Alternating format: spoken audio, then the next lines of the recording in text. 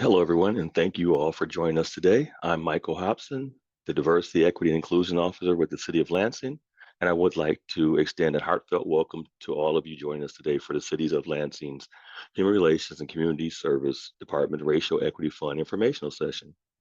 I hope that you all are as excited as we are to collaborate and address the roots of racism in our community. This is our very first time that our community is making available funding to address racial inequalities in Lansing. During this session, we will cover the HRCS funding priorities.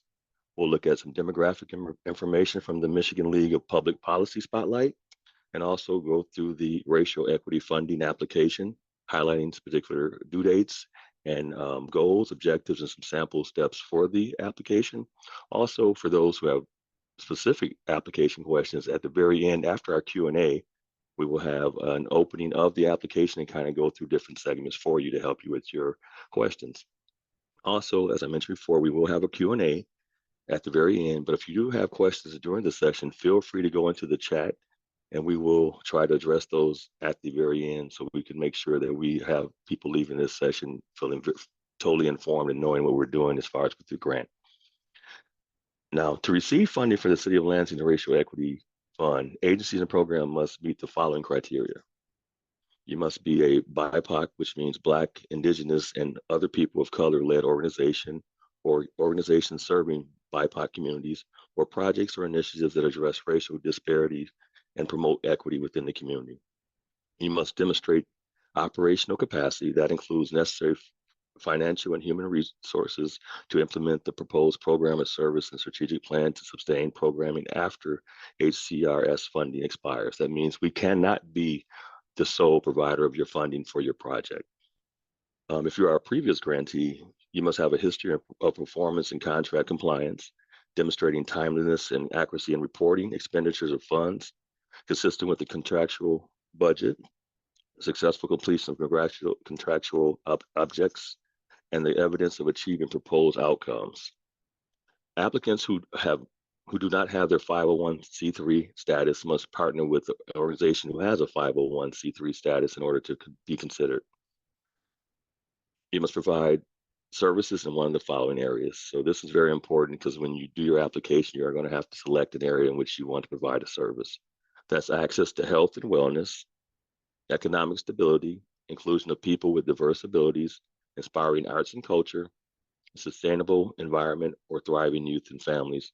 And also during this whole application process and during the time you receive funding, you must support and enhance the city's racial equity efforts and must demonstrate a focus on Lansing residents only. Now let's take a look at some of this demographic information spotlighted by the MLPP, which is the Michigan League of Public Policies. Lansing has a poverty rate of 18%,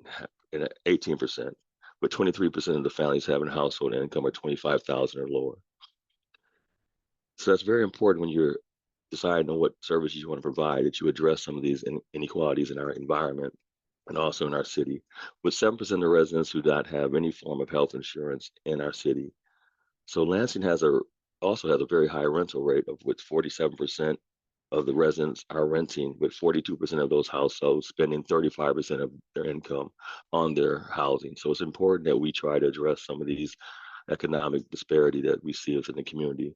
One thing that we found in doing this grant is that in Lansing, the University of Michigan study found that for every white family that has $100, as a Black family only has $10 at their disposal. So it's important that we pay attention to these numbers and that we use these numbers to make quality decisions in developing initiatives and programming for our community. We know there's a significant need to address racial and economic disparity within our community.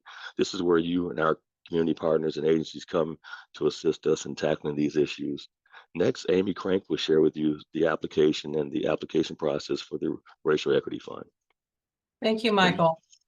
So first, we're going to highlight a few key points for this application. It's a little bit different than the human services grants that we've done. So at this point in time, we are only accepting applications for the Racial Equity Fund. So we're going to be doing a live demonstration of the application itself, where I'll show you where you need to select the Racial Equity Fund instead of the Human Services, It's the first question that is part of the application after you complete the profile. So again, if you're doing the application, make sure you select the Racial Equity Fund. If you select Human Services as the type of funding, the application will not be considered.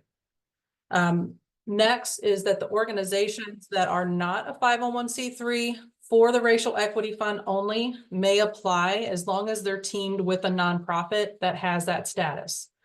The organization that is not the 501c3 does need to be an organization. It cannot be an individual. And then you'll need to team up with the nonprofit, and then there will be a form that you'll need to submit along with that. That is available on the HRCS website. We'll show you that if you are unfamiliar with it. The governance documents are going to be submitted within the profile. If you're not familiar with what the governance documents are, those are like your 990, your policy and procedures. If you have an audit, those types of documents, those are listed out within the application. And we'll show you that at the end of the session when we do the walkthrough. The walkthrough is going to be after the Q&A session. There's going to be a third point of contact provided within this application as well. If you're a prior awardee, you will need to submit your reports and overview during the application process. And then individuals employed by the city of Lansing cannot be on your board. This was new this year as well. That's part of MCL 15.322. Items that are very similar with the other grants is that the city of Lansing does not fund any program at 100%. Quarterly reports should be submitted even in the event of a delayed payment. Any collaborative agreement must be in writing and submitted with the city of Lansing. No individual associated with the agency can benefit directly or indirectly from the award. And then the applicants and reporting is web-based and is all completed online. And then we will be doing in-person monitoring with this grant as well. Next is a few key dates for the application. The applications themselves became available on May 23rd. And then the application due date is due no later than noon on the 24th of June. The application window will close and no applications will be received or accepted after noon.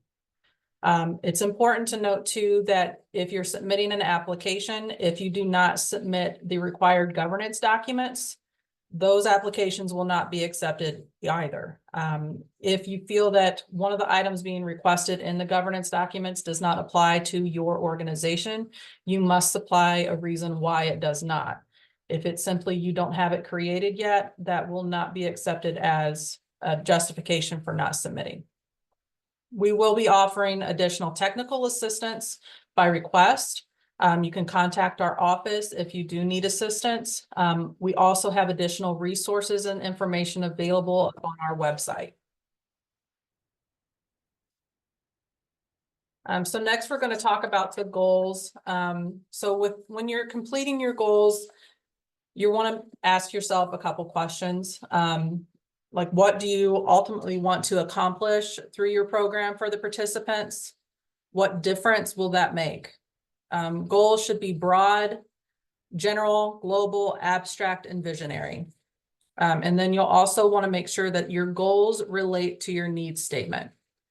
So a couple examples that we provided is the partnering with a local community organization to offer mental health and wellness workshops specifically tailored to address unique stressors and challenges faced by minority groups.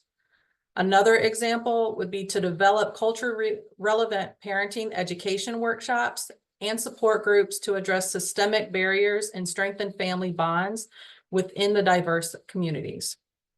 In contrast, your objectives should describe program activities that are narrow, precise, tangible, concrete, and measurable. These would be considered SMART criteria, which stands for specific, measurable, obtainable, realistic, and time-bound. So next, I'm going to transition over to Daphne Whitfield, who's going to go over more of the budget application.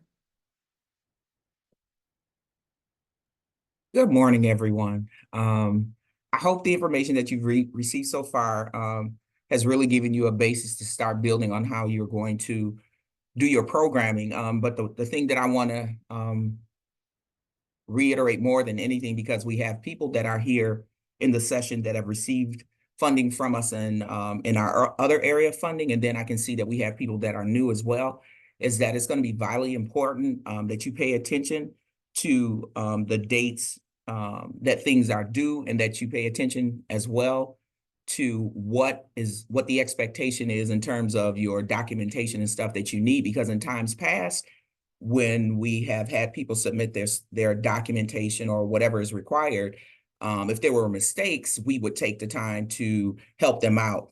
That's not the case anymore. If, in fact, there's something missing, or if you don't have the items that we're in need of when the application phase closes, you'll have to wait until the next cycle in order to be able to apply for one of our funding cycles. And so I just really want to push that home so that people understand that. But we're in the part of the budget. The budget is vitally important. So I'm just going to go over some specifics here, and then we're going to take a look at a sample budget so that you have an idea of what it's supposed to look like. So you have to complete both budget pages and upload it to your application.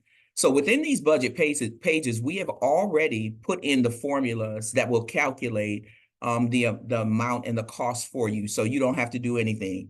If in fact you start putting things in and you start seeing all kind of odd symbols, you have done something wrong, and you probably have removed the formulas from the budget template, and we'll have to start all over again. So make sure that when putting the numbers in there, you're putting the numbers only and nothing else, so that the formulas that are there can really work for you. That's what we put them there for.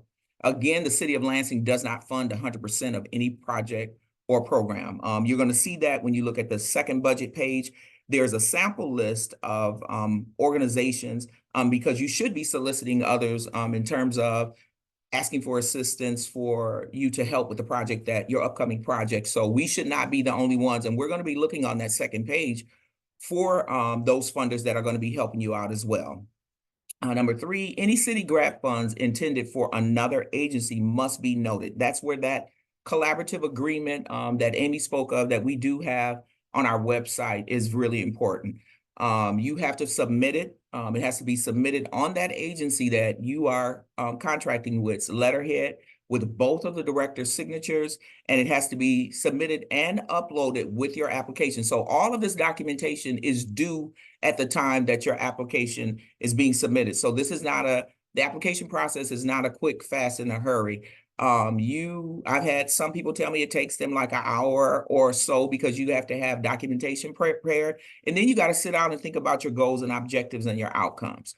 So on the budget page 1, you have your line items. So with each line item, there's going to be a total cost, a project cost, and then the cost or the percentage that is going to be charged to the City of Lansing grant. So it's important, again, back to that, we are not funding the 100%. If you do have underfunders that are assisting you, a percentage of whatever you have totally that you have been funded should be going towards each one of these line items that you have listed on this budget page 1. So that's the first page. The first page as well, operating. This is really important. If you have a contracted person, they are not personnel. So you have 3 different areas that are on your budget page. There's personnel, there's fringe benefits, and there is operating costs. If you have a contracted person, they would go up under operating costs because they are not personnel at all. So let's take a look at this sample budget.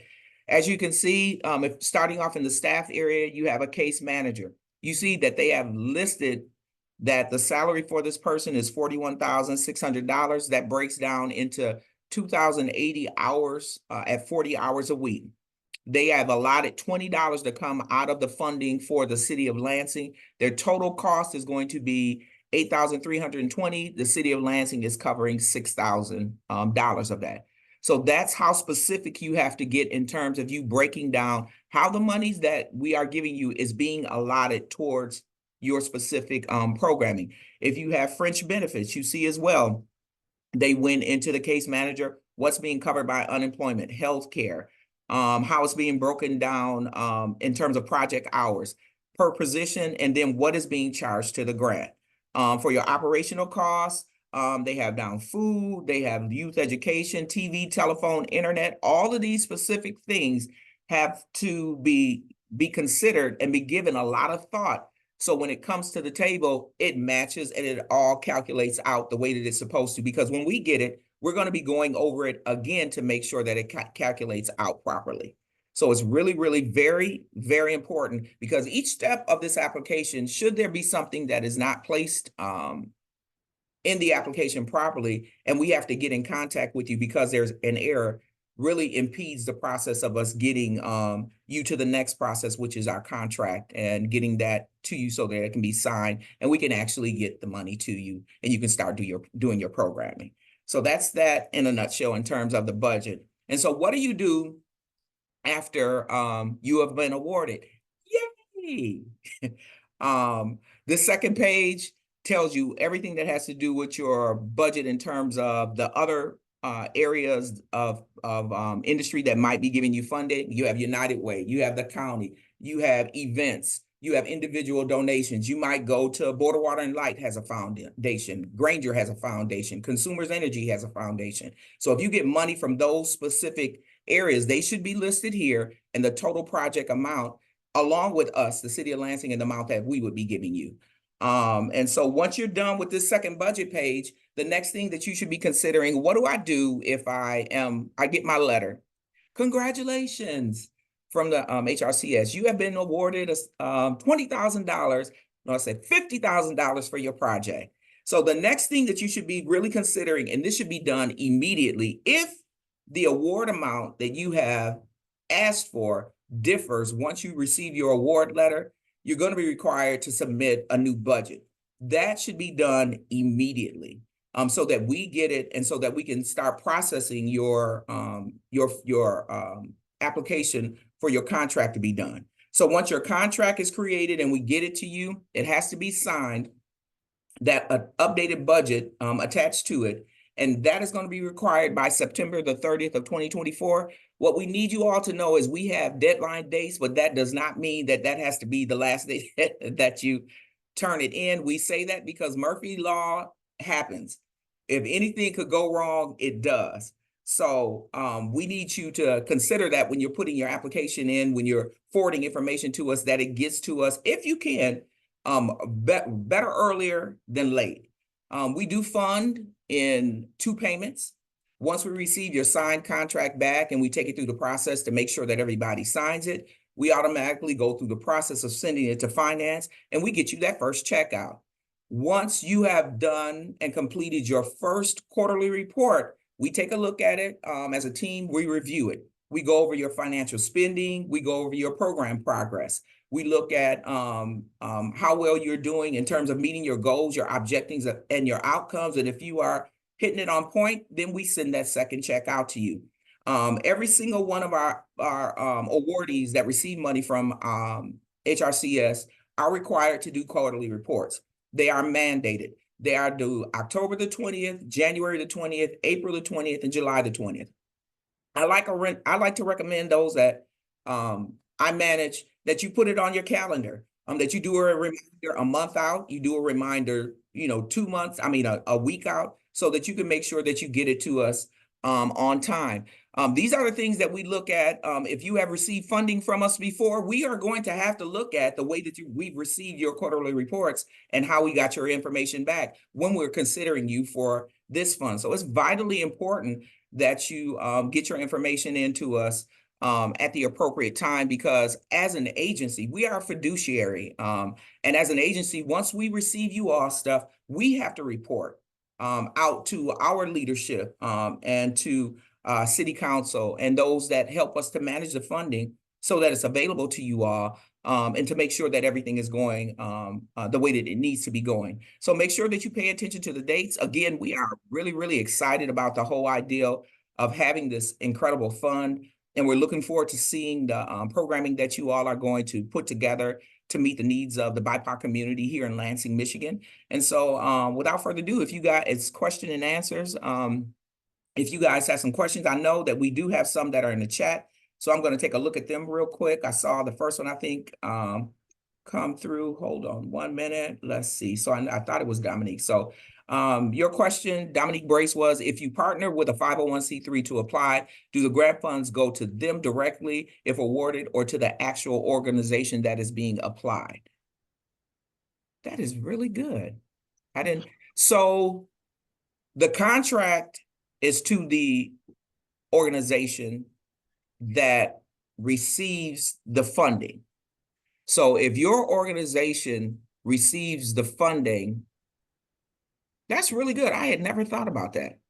Amy, Mike, you want to chime in? Because I think whoever signs the contract, you have a collaborative agreement that we get that indicates to us that you're working with this organization in order to complete the project.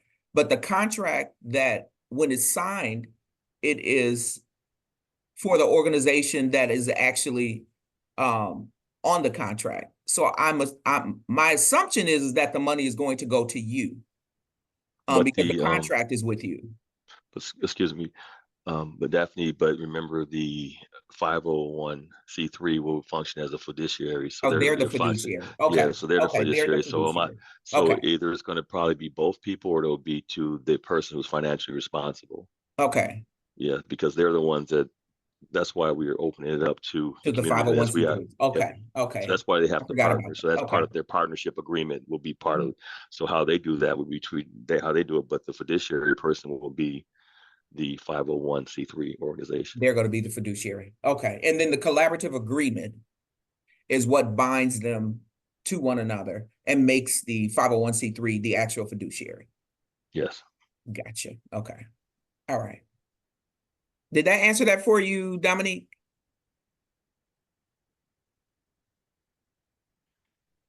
I don't even know if she's still here. I'd answered it earlier, but also there was another question.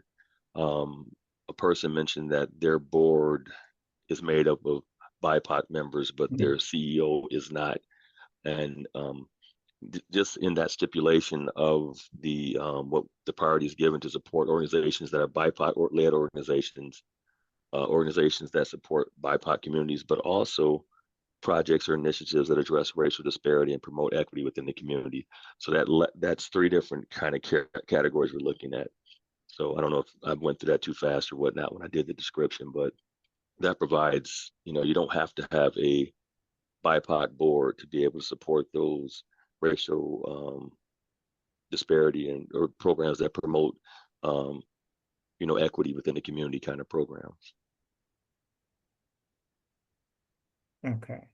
So there's another question that says, are the only questions in the application the goals, objectives, and there's outcomes as well, and the budget? Yeah, there are other questions. We're going to let her get to the application, Manuela. Amy is going to be going into the application for you to see it. Those that have put in for funding with us in times past are kind of familiar, but there are some differences because this is the racial equity application. So there's a lot that is requested in terms of information. But outside of it, the goals, objectives, and outcomes are the main priority outside of those basics that you would do with anything that you were trying to apply for that is asking for information that is pertinent to your organization. So I'm going to transfer this over to, now if you guys have questions, still continue to put them in the chat area, but I'm going to have Amy take a look at this application so that you guys can get an idea of what it looks like. And thank you. So Now there was one question. Oh, sorry, Michael. Okay, there was a question asked about the amounts. We're looking at providing funding for projects that go between $5,000 and $50,000. So that's kind of the maximum would be 50, but the minimum we're looking at is 5,000.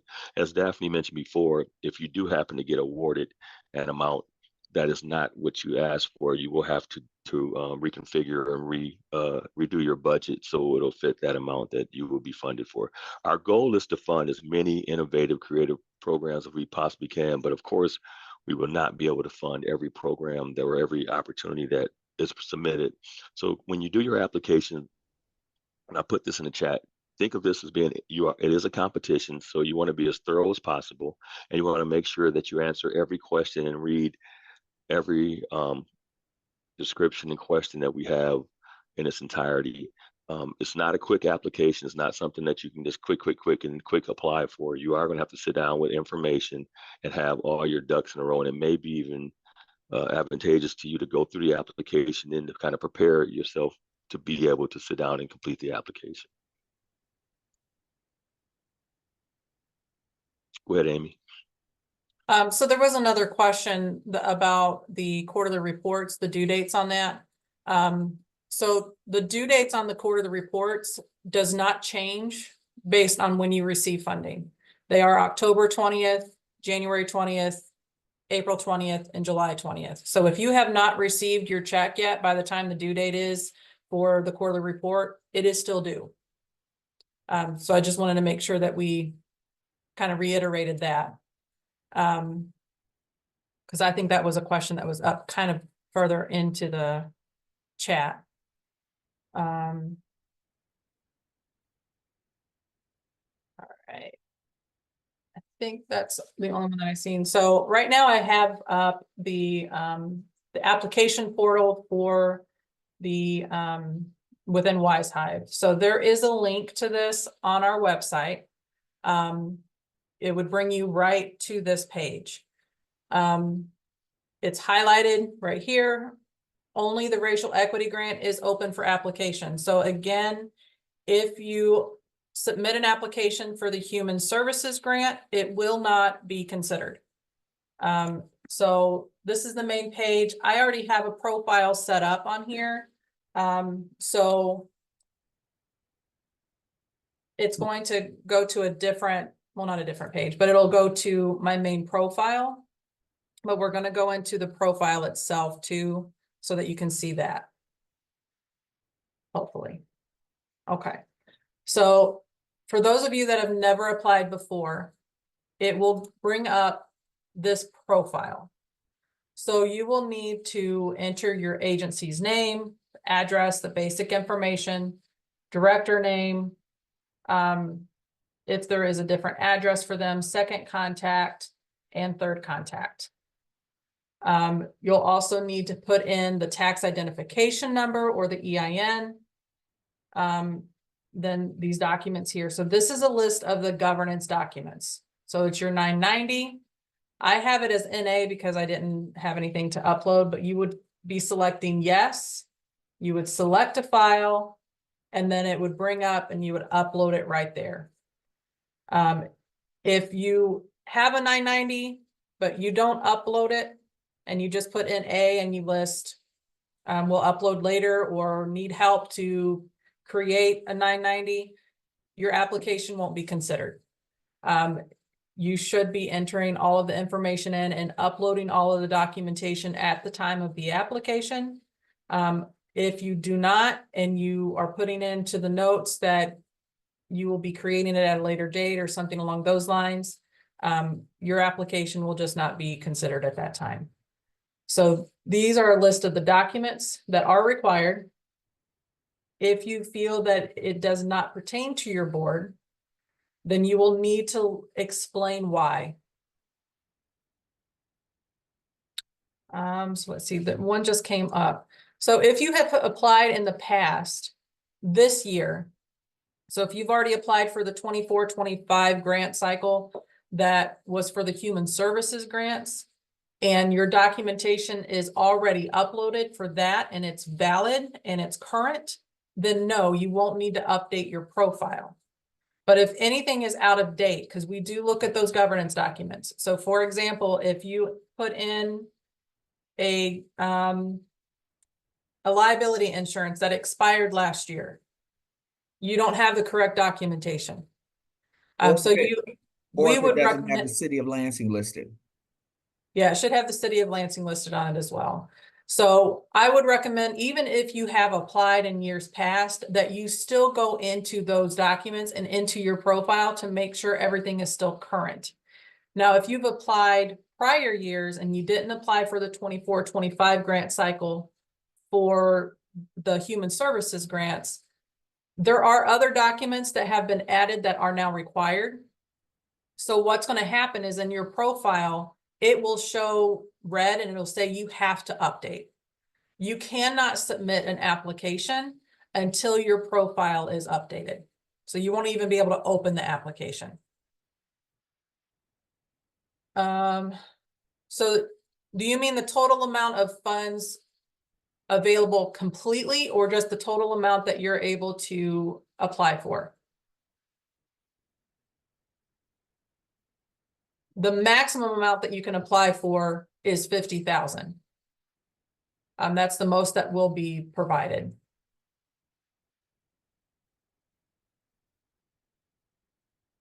Yes. So, well, I'll answer that in twofold.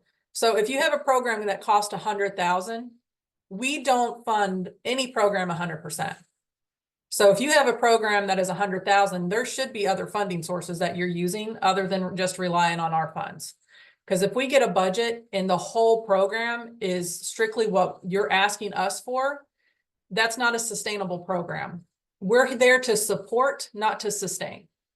So, but if you ask for, we'll say you ask for 50,000 because that's the most that you can ask for, and we're only able to approve you for 30,000. You would need to update your budget to match that 30,000. If you decide that's not enough money, I don't want to do it, you do not have to accept the funds. You can simply decline. Disperse. I don't have the exact amount for the total amount that we have to disperse at this time.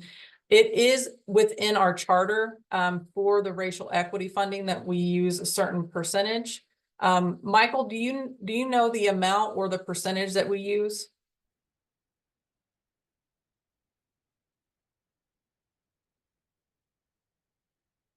If you're talking, Michael, we can't. You're on mute. Sorry about that. I was trying to locate my information. So basically, our office is funded at a 1.3% of the general fund, and this fund is going to be 0.01% of that amount provided to our office. So roughly $200,000 to $300,000 is available at this present time for the racial equity grant, but this money is part of our general fund dollars. So that once again, our office is funded at 1.35% of the general fund for the city of Lansing, and of this 0.01% is going to be the amount of money that's provided for the racial equity fund. And Michael, this may be a question that's in the chat that you would be able to respond to better. It's from Kinsey. It says, our organization doesn't always collect racial information. We encourage all races to participate, but do not focus on one in particular. We encourage all to participate, and we focus on places with higher poverty rates. Would this be a good grant for us to apply for? I think it would be, because it's not just, yes, it's addressing racial equity, but we're also trying to have equity within the community as far as to, provide opportunities for everyone in the community. So I don't want people to be just stuck on that it's a racial equity grant. It's impacting DEI within the whole community of Lansing. So Allie has a question as well. In the quarterly reports, do we have to include demographic information and how many BIPOC clients we serve? So when you start receiving your quarterly reports, there's a financial area. Then there's a way for you to report out based on your specific goals and objectives. But at the bottom of the quarterly report, there is a narrative that asks you specific questions where you're able to put that information, because it really does help us. And like Michael said, it shouldn't be a total concentration just on BIPOC clients. But if you want to address that and give it there, it would be really great, because we use that information to when we have to report out to those that we have to report to, and it really gives them an idea of specifically what's going on with the programming that we have with this grant. So yes, you can. I think it's actually on the quarterly report too. I'm going in real quick to just double check. I think it does break it down. Yeah, I think it's listed on. So on the quarterly report itself, it does break down the clients served for each quarter. But it's So it breaks it down by gender, and then it breaks it down by race and ethnicity. So it is something that you should be reporting on within your quarterly reports. And then you can add additional information at the bottom where you're able to go into more detail. Yeah. So if you've already applied for the Human Services grant that addressed that, if you are increasing your program to be able to affect more, then no. But if you're just going, like if your application matches the Human Services grant application exactly, and you're not planning to assist any others or any additional, we would be looking at that. But if you have a program that really had that focus prior, and then you are expanding that, that would be why you would want to apply for the racial equity grant. Yeah, I would look at it like this, excuse me, Amy, but this grant is intended to be kind of if you were doing an add-on at your house, this is going to help you make it, not saying that we want to use dollars for a home, but these dollars are in addition to what is already kind of to enhance what we already see in the community. If somebody has a very small tutoring program where they're working with students, say through a church, and they want to expand this to maybe get some computers for this program or make this program bigger and provide more, a larger scope to the community, they would use this grant to modify and make changes to their program. As you mentioned before, we're not looking for programs to people to come in and think that this is going to totally support their efforts 100%. This is an addition to. So if you take it in that scope, if you have a small thing, you can make it larger. Or if you say, hey, we've been thinking of possibly adding this as a level of service to this population. We need some funding. This would be those dollars you're looking for right here. Also, there was another question I saw in here. Somebody said, if you don't have a qualified 501c3 organization to sign up with, what other options are there? Unfortunately, you have to have that 501c3 organization as your fiduciary organization, because that's just pretty much how all our grants work.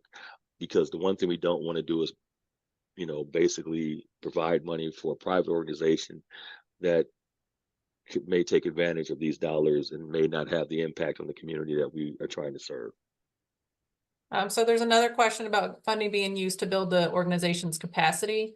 So it depends on in which way you're saying build capacity. So if you are offering training for your staff members to be able to service the community, that is something that you could utilize these funds for. If it's something where you're just wanting to have more staff and they really don't have a direct impact on the BIPOC community, or the DEI area, then no, that isn't something you would want to apply for this grant for. But if it's for training for your staff, that would be something that you could utilize it. Yeah. We have another question from Patricia. We have a question about eligibility. MSU Extension is housed on the campus of MSU. We have staff based in Lansing working directly with the Lansing community, and it isn't clear if MSU Extension can apply. Hold on 1 minute, I'm sorry. Can apply to support these programs, specifically our program that works to bring 4-H and community partners together to provide members of the Latinx and other underrepresented audience with knowledge, skills, and resources in the Lansing area. Where are your staff members housed? Are they within the school system? Are they directly in the communities or in the populations that you say that you serve in Lansing? I guess. Yes, I just opened. I think it's going to be faster. Thank you so much. With the microphone. Yes, so we have our office in the Human Services Ingham County building, and we work with community partners, church, Lansing School District, community centers. It depends on the type of program that we are tailoring to the community. So it's bigger than just staying in an office, right? It depends on the need that we detect. So that's why we were thinking that probably we can be eligible, but we didn't know as an organization that if we can apply for this, because it's a great opportunity. I mean, having programs that work with BIPOC communities or underrepresented audiences, it's a huge work. And and we're trying to give them their knowledge, skills, and resources, specifically in the Lansing area. Our communities deserve that, and we need to expand this opportunity. So any insight, we appreciate any insight that you can give us. Yeah. So I know that with some of our other grants, you don't have to be housed in the area, but all the services must be provided to Lansing residents. I know in working in education in my past is that sometimes you do things with different grants and you end up having students come from different districts and stuff like that. But this would be specifically, you would have to, in your application, maybe give a number of how it's going to directly impact the Lansing students and how those funds are going to be used. Your organization doesn't have to be part of Lansing, but all the services and all the objectives must be met in the city of Lansing. Let me see if we have anything else. Was that the last one? I think that was the last one. Yeah. Just to reiterate what he said, that it has every single one of our services, and we have this with, I know Amy can attest to this. Both of us are contract managers for the general fund, and we have agencies that are not housed here in Lansing, but the impact that they make has to do with the citizens of Lansing. So that's the one thing that is critical to this fund. It has got to be for people that are here in Lansing. And so there is a little other question in here too. Okay. Michael, did you have anything else to add?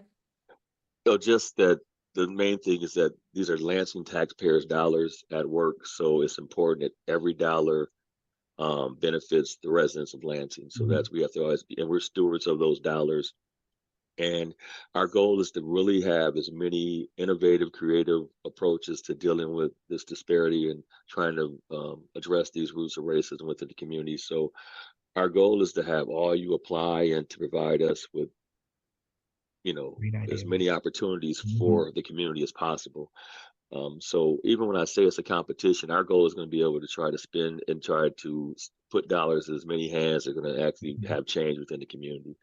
And then also, one thing we are trying to do too is that we will definitely, if there's, an opportunity to work with people outside of, say, the grant area, if it's a great idea, we would definitely do that. But right now, we're just looking to find individuals who want to.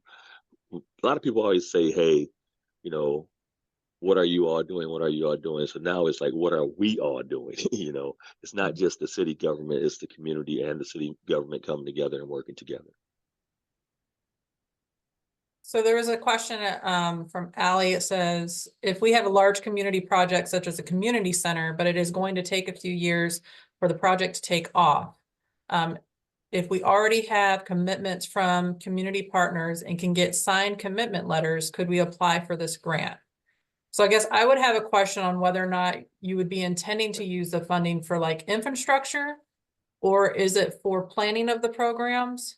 To be able to answer that, if you would be using it to train your staff on how to better service the BIPOC community, that would be one thing. If you're utilizing it to rehab or some sort of infrastructure, I don't think that would be our focus at this time. And if it's something where you wouldn't be utilizing the funding really for a few more years, the funding that we give out is for the same grant cycle. So you must be providing those services or doing those activities within this grant cycle. So between July 1 and June 30 of 25.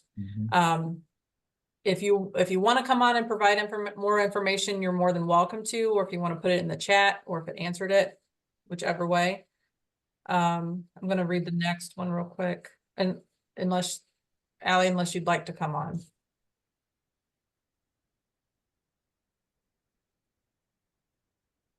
Okay, so the next question is, it says, just confirming that if we have a physical sponsor, we need a collaborative agreement. Can you please share? Yeah, well, we're going to share that.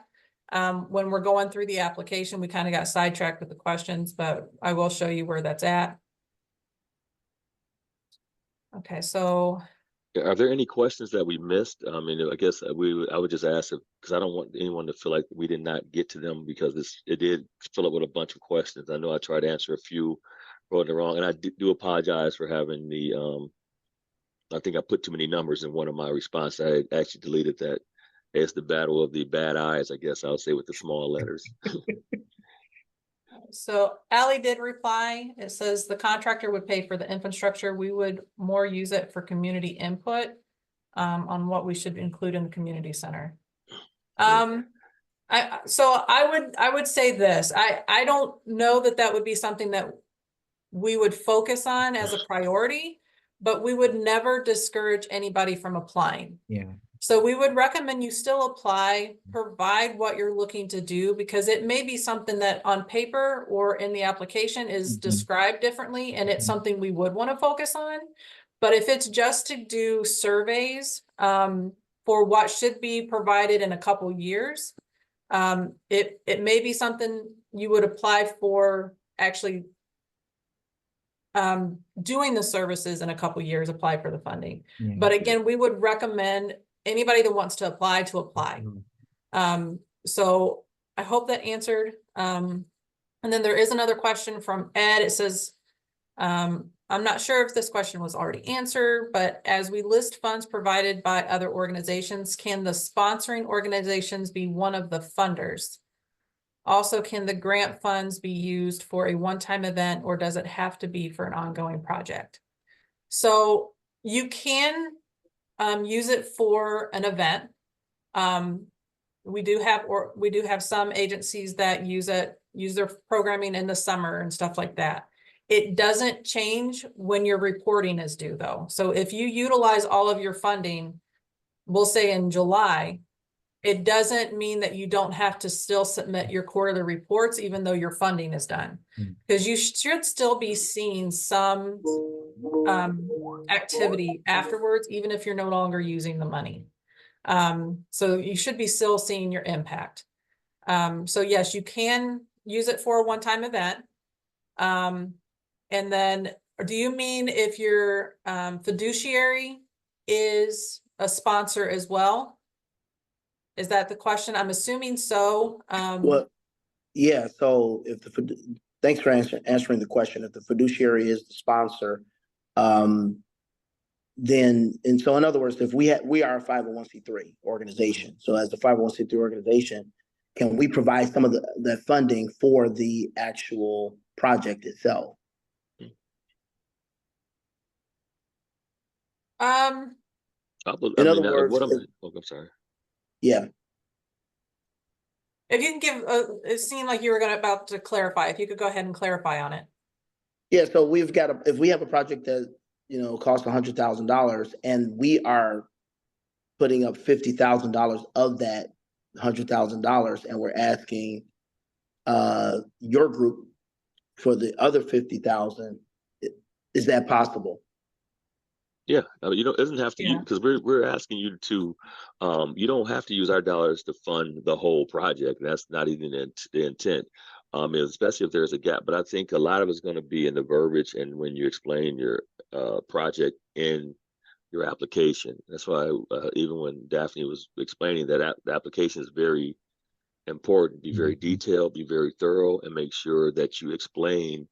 I say, kind of going back to the movie Philadelphia, when Denzel said, explain to me like, a fifth grader, like I'm a fifth grader. So we need to make sure that information, I'm not trying to talk about anybody's intelligence or anything like that, but just be very thorough, because when they're evaluated, and it's going to be the HRCS community board, and probably along with the DEI advisory board, some kind of input from them will be the citizens who are reviewing these applications. So you can't assume that somebody knows that gray area between what you're trying to tell them and what they actually have seen on a piece of paper. So I think it's important that we really encourage applicants to be very thorough, and Amy will go through the application. The application pulls out a lot of different things too. For those who have not looked at the application, I would say definitely go in, set your profile up, look at the application, because the application is really made so a lot of those questions, even those things that people are asking questions about, they have to lay that stuff out in their pieces of, in their descriptions and their detail in their projects, their initiatives, and things like that. I would add be very clear too, like, because a lot of times with applications, we tend to want to add fluff when we're doing an ask. And you don't need to do that. I would rather have a very precise, clear understanding of what your program is and not read around all of the extra stuff. I mean, keep in mind, our advisory board is community members. So it's, you don't have to explain it to a point where you want to make it seem a lot more than what it is. Just make it very clear, concise, and straight to the point. That's, I mean, we want to understand what your programming is as well as where your heart is. So there is another question. It says, you gave an example of purchasing computers. Are we permitted to purchase equipment or just supplies under a certain dollar amount? It depends on what your definition of equipment is. So there is a question within the application that says you agree not to purchase equipment. If you're considering equipment being office equipment, like a desktop, something like that, that's different than if you think like heavy machinery kind of thing.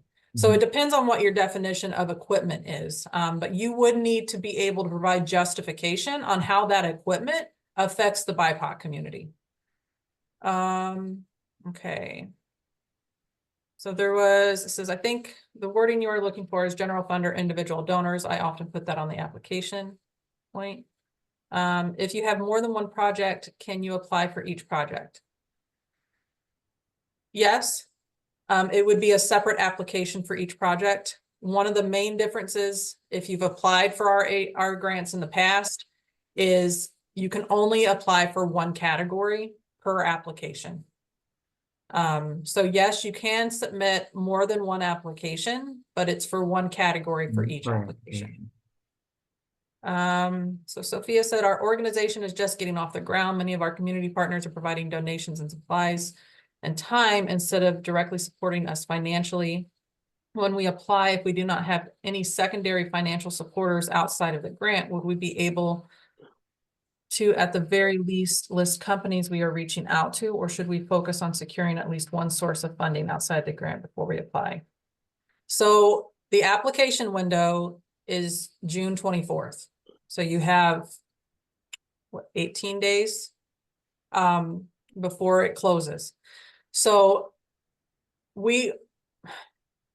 grassroots agencies can apply. Again, like I said before, I would recommend apply. If you want to apply, don't not apply just because you don't think you're going to get it. Yeah. Worst case scenario is you get, I'm sorry, we couldn't fund you letter. Yeah. We do look at donations and in-kind items when we're looking at the budget. You have to list them though, because we don't know if you don't tell us. Right. So if agencies are donating time, supplies, items that are really helping your agency survive, make sure you list those on the application. Yeah. So I would recommend you still apply.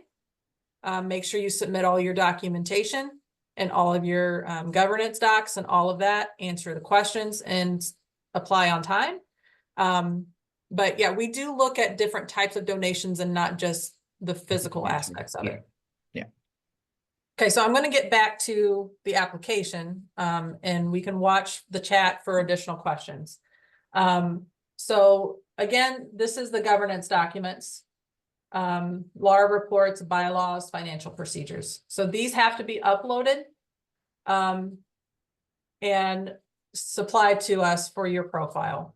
Once your profile is updated and correct, you will go down here and you will select add another. If you're brand new, it'll say add application, I believe. Okay. when are notifications sent out if you're selected? So decision notices should be supplied mid to late August, I believe. This is a very short time period for us with actually doing the application process. We typically have months to do this. But we're hoping to have decision letters done in August and the first payments be sent out sometime September, October is the goal, I believe. That could change because things happen. But we're hoping to have all of those sent out at that time. Okay, so you'll get to this page, which is the application.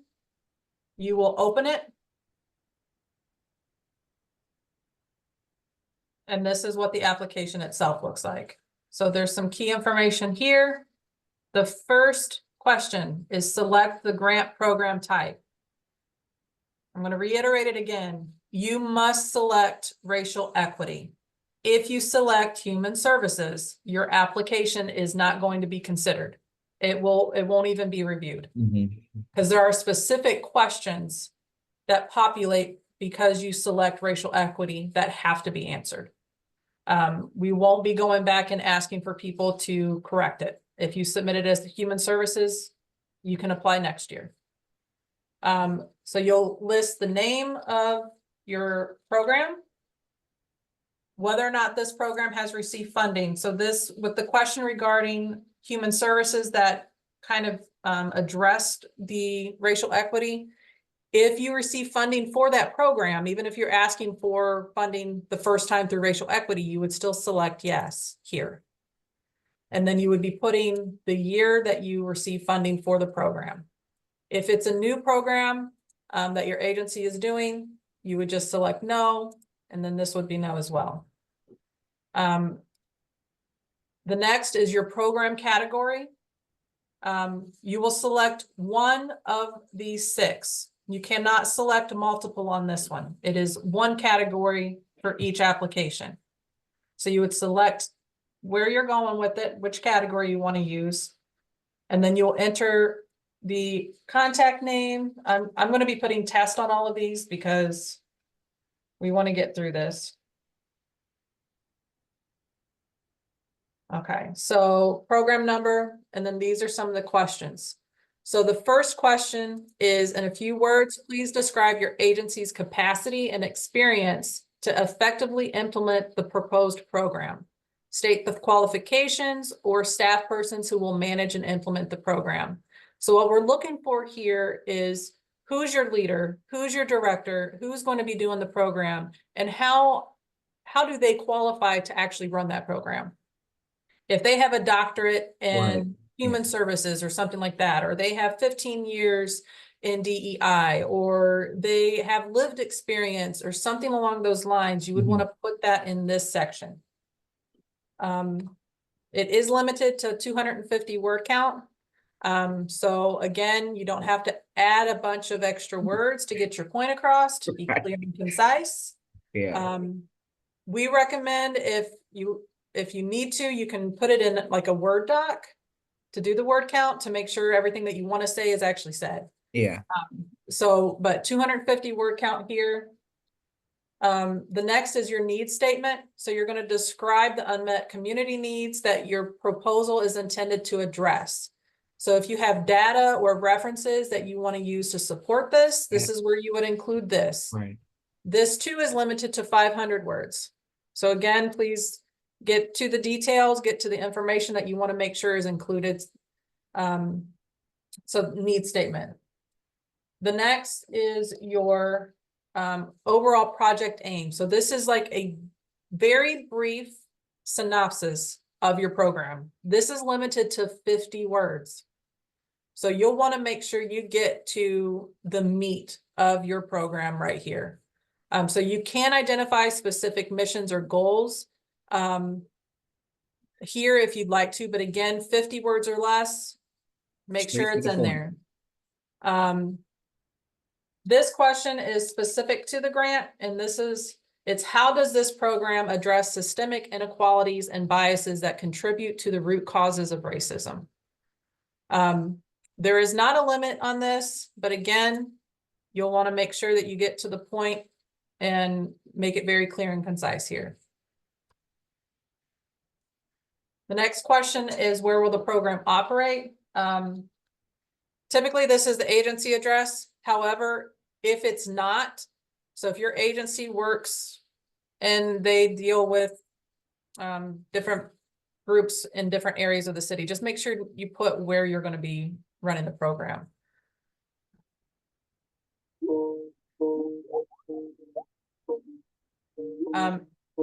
So if you're working with a specific population, and you should be because it's a racial equity grant, you'll want to put how the population was selected.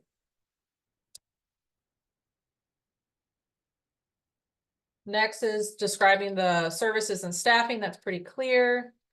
If you're participating with other agencies, how do they add to the agency? You'll want to include that. If you are teaming up with somebody as a fiduciary, this is where you would be listing the agencies that you're teaming up with.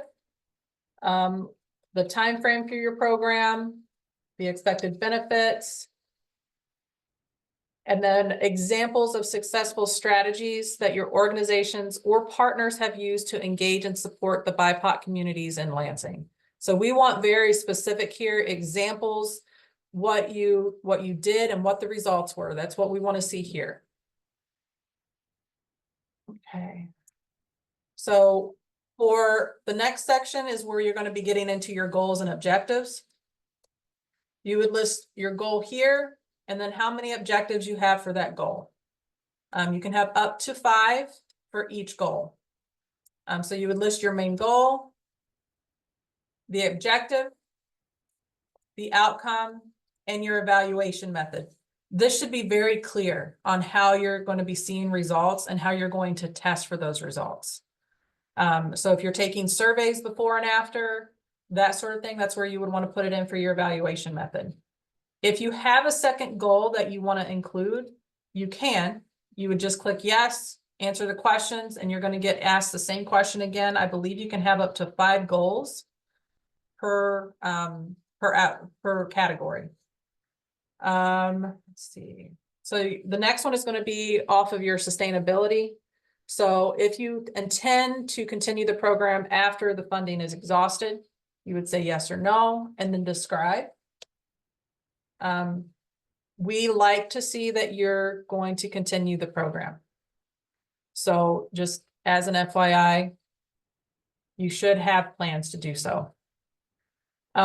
Next is your budget. You have to use our budget template. So there is a link on the application for the budget template. Kind of, let me see. I don't know if you would still be able to see this.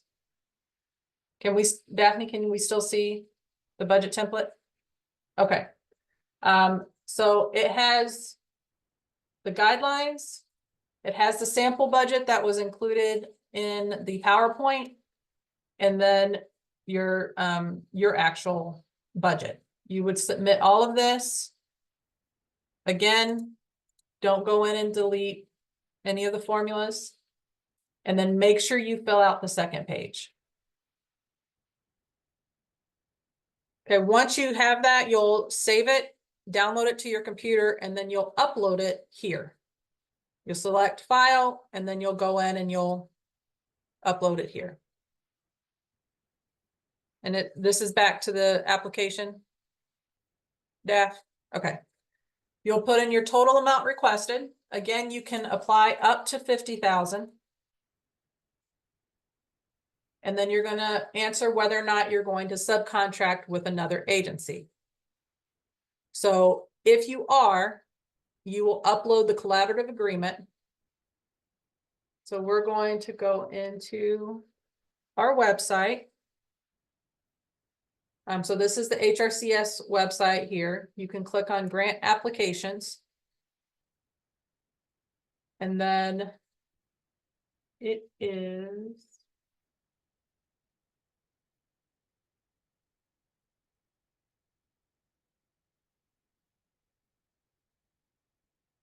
It should be on our website. Okay. I don't see it on here right away. I will have this updated within the next half hour. I'm going to be putting it right here. So it is clear and concise. So right underneath where it has the HRCS conflict of interest form, it will be added right there. Because I think it's hidden somewhere in the application or in the website. So it will be added right here. If you have questions, email us. Okay, so you'll upload the collaborative agreement and then click to confirm the city funds will not be used for equipment purchases. You have to acknowledge that. And then if you have any additional information that you want to be considered along with the application, you will be putting that there. You'll have the authorized representation and your citation. So this is saying that you've answered all the questions, you've done the governance documents, it's going to benefit residents of Lansing, and there's no pending lawsuits against your agency.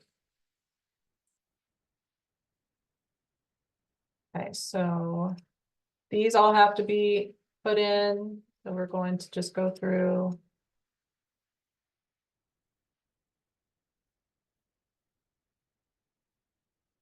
Up here.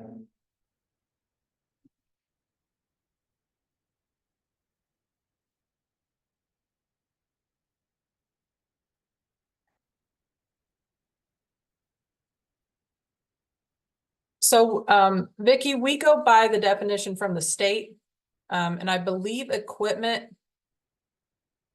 I don't want to answer that because I'm not 100% sure.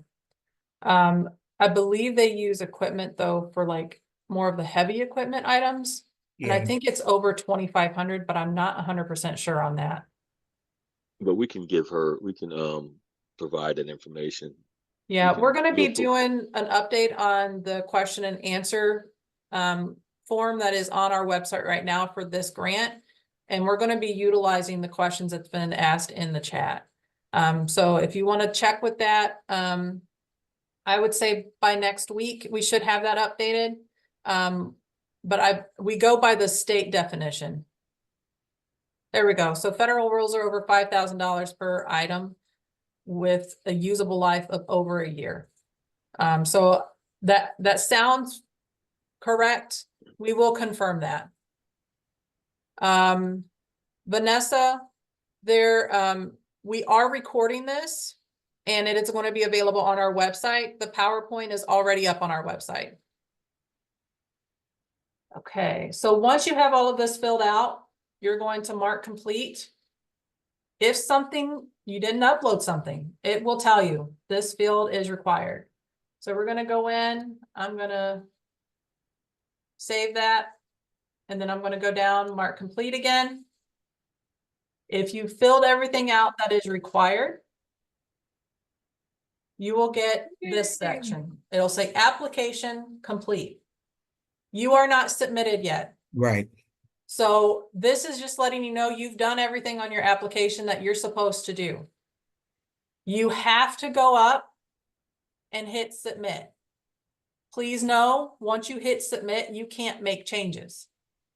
So you would submit once you're ready, and then it would come up and it will say, this has been submitted.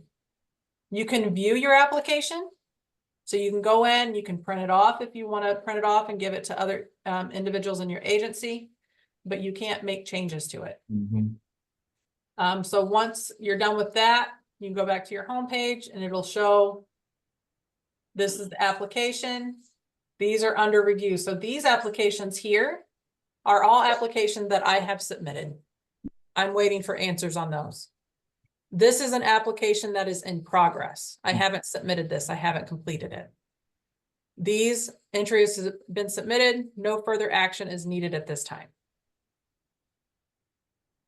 Okay, so once you're submitted, you're done. You'll be getting your decision notice. All reporting, your decision letter, and everything will be uploaded in WiseHive. We recommend if you're a brand new agency that is applying for the first time, you can only have one profile per agency. So please make sure that when you create your profile, you're utilizing an email address that you can get to, but if your agency needs to get into it, if something happens where you're no longer there, somebody else can get into it. So we typically suggest using like a general email that your agency has as the main profile holder. That's not a requirement. It's just more of like best practice kind of thing, but only one profile per agency. If you submit 2 separate profiles, those won't be combined. So just as an FYI. And what happens if someone submits and they figure, oh man, I forgot to put this in my application, or I could have put it in a revised version of, say, a form or something like that? What do they do? If it's something where you realize that you submitted and you had an expired form, I would recommend emailing prior to the application due date, emailing equity@lansingmi.gov and explain, I uploaded the wrong form. This is supposed to be in my application. We would not prefer to do that a lot. So please make sure that you are looking at your documents when you're submitting. But we can go in prior to the application deadline and kind of upload that for you back office way. If it's submitted after the application deadline, your application won't be considered and you can apply next year. And please don't make, that you mentioned, that's not going to, that we don't want that to be a common practice. We understand a mistake or an error, but we don't want to have 4 different governing documents sent to us saying, hey, can you add this to my file? To me, that shows that the material wasn't together. So we will look at that in awarding amounts too. So please just take the application process seriously, and also give it enough time that, we've kind of gone through and you can see what information's needed.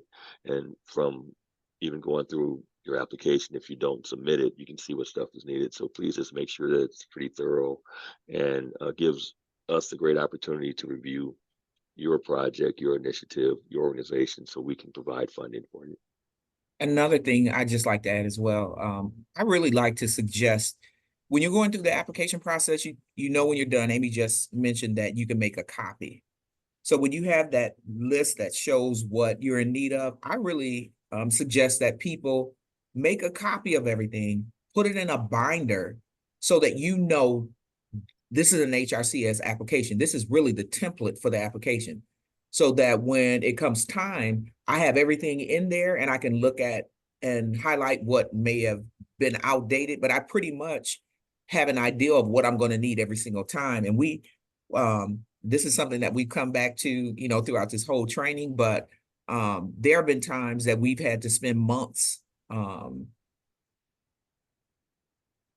going through this grant process, going back and forth, getting information from people in order to make sure that their application is able to be submitted.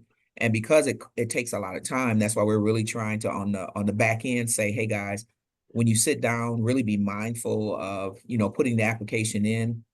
If a binder doesn't work for you, every piece that you have to submit to us, make a copy of it, put it in a folder, and put HRCS Racial Equity Grant, so that you don't not only have a copy, but you also know these are the pieces that every time, unless something changes, I have the foundation of what's necessary in order for me to put in this grant funding. Because for us, I think I can speak for my colleagues.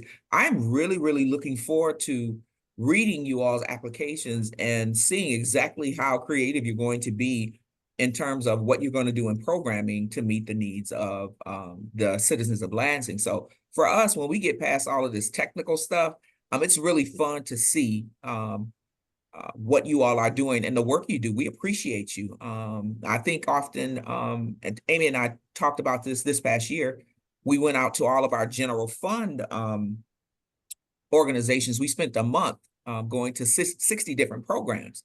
And it was incredible to see the depth, not only the depth of the work that's being done, but to see the hearts of the people and your compassion and your love for the populations that you serve, and the people, your staffing, So we're really excited about the whole idea of this coming into existence and being able to give you all something that helps you to do the work that you do. We got your back. we're behind you. If there's anything that you're in need of during this process, reach out to us so that we can assist you, and so that it's a process that's seamless for you and that you feel comfortable with it. We don't want it to be tedious or taxing or for you to be traumatized trying to put your application in. So we just want you to know that. So there was one more question. It has, what if you have not submitted a 990 and being a grassroots audits haven't been done? You need to submit your 990 if you can. If you haven't been in business for more than a year, you would want to explain that. So you would put NA, have not been in business long enough to submit a 990 or for the audits. We would confirm that with your LARA report.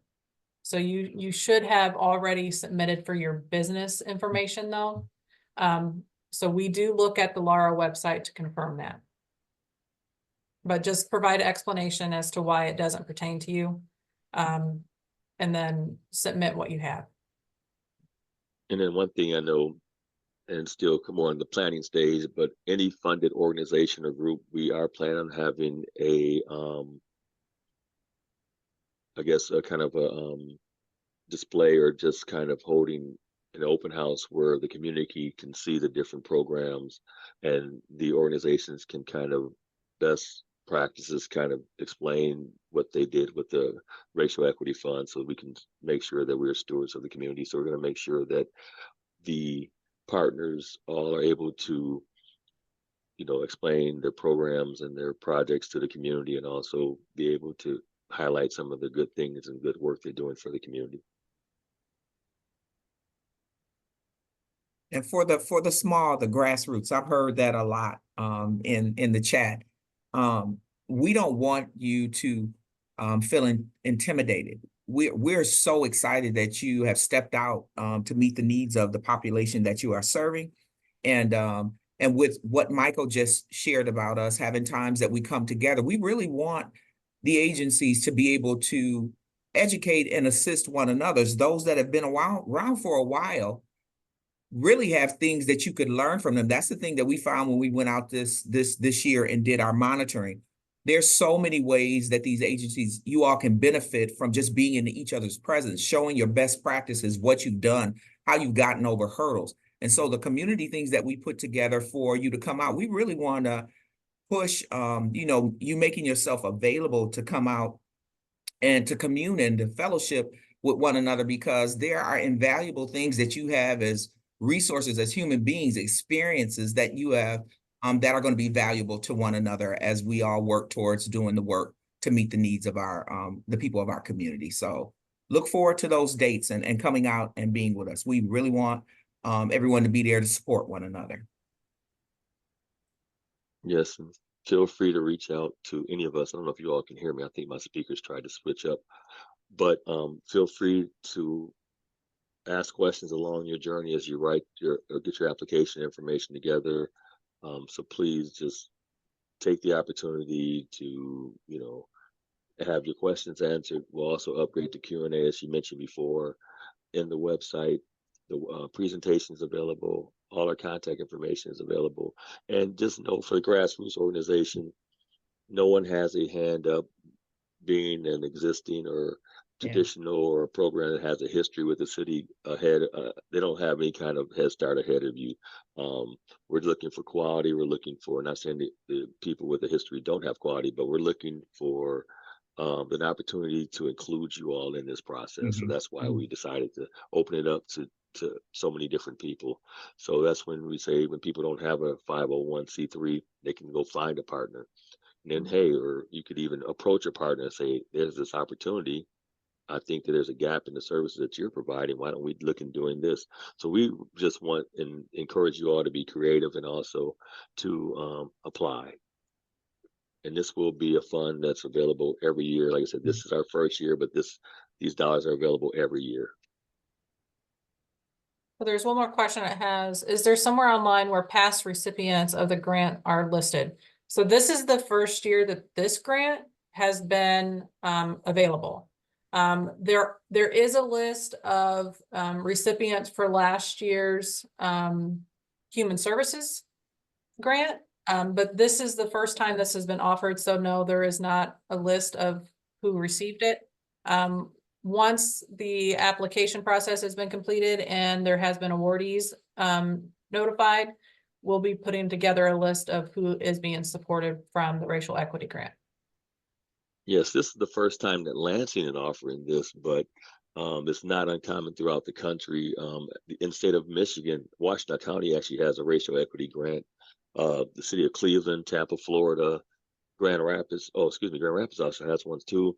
Austin, Texas, Albuquerque, New Mexico, and also Philadelphia, and also Wichita, Kansas. So this isn't a brand new idea, but for the city of Lansing, this is definitely the first time we're offering this. So this is the list of our current awardees for the 23-24 grant cycle, which ends at the end of this month. But this is all human service related. That is available on our website.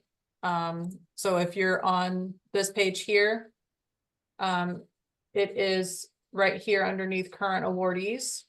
So there is a list of the human services supported agencies.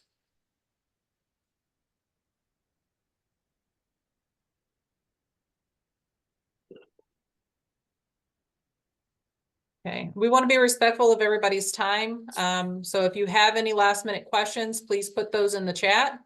Otherwise, we'll be having a copy of this, a recording available on our website. So the awardees should be announced sometime mid to late August is what we are anticipating. That could change because of the process of going through and reviewing and approving the applications.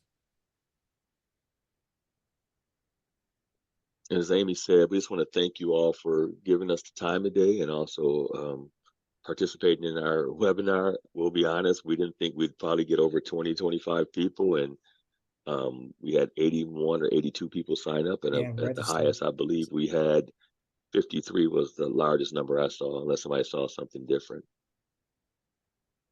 So thank you all for your time, and also encourage you to take advantage of this great opportunity. They have one more question on there. So if you're asking for the human services applications that was already submitted, those we are currently working on award letters for that. So you should be seeing those sometime this month, probably towards the end of the month for the human services, not for the racial equity. Yeah, human services. Thanks again to everybody. We appreciate you. We were really shocked by all of the numbers since it came so quickly, but we are grateful and we're just really ready to see the work and see what you guys are going to bring to the table and to see some funding happen. So thank you again. Thank you. If you have any further questions, feel free to email equity@lansingmi.gov. Otherwise, look for the recording and updated F&Q and the collaborative agreement on our website. Have a great day, guys. All right, take care. Bye.